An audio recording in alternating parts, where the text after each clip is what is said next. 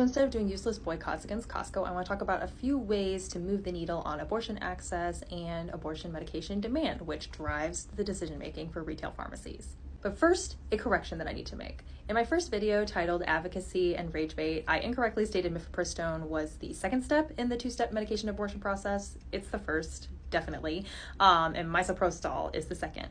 By the way, Costco does stock and dispense misoprostol. This was pointed out by a couple commenters, and I do appreciate it. The data is important. Also, in full disclosure, I have no idea how I got that so twisted in my mind when making the video, because I literally had the NIH entry up for mifepristone while I was recording. I can only say that I had just walked out of a teletherapy session, and my brain may have just been completely addled at that point. My apologies. Let's move on to how we do effective advocacy. The 2023 rule change that I had referenced in my original video refers to the REMS process that is regulated by the FDA. REMS stands for Risk Evaluation and Mitigation Strategy. This is a process that's been required since 2011 in order to access medication abortion. So in 2023, the two major updates were as follows. First, permanently removing the in-person dispensing requirement, because we did it just fine during COVID, and clearly we can do it just fine now. This opened up telehealth, mail order pharmacies, and retail pharmacies. Second change was that retail pharmacies had to go through a certification requirement in order to stock and dispense mifepristone.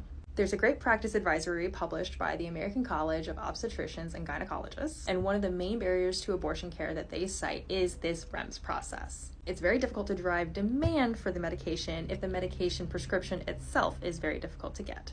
Another thing that needs to be addressed is state regulations, especially after Roe was overturned in 2022. So even the retail chains that are totally fine carrying mifepristone might run into state barriers. When we finally get to the retail pharmacy, one of the biggest barriers there is pharmacist refusal. There are currently only 8 states that explicitly tell pharmacists that they cannot refuse dispensing of a medication based on their moral scruples.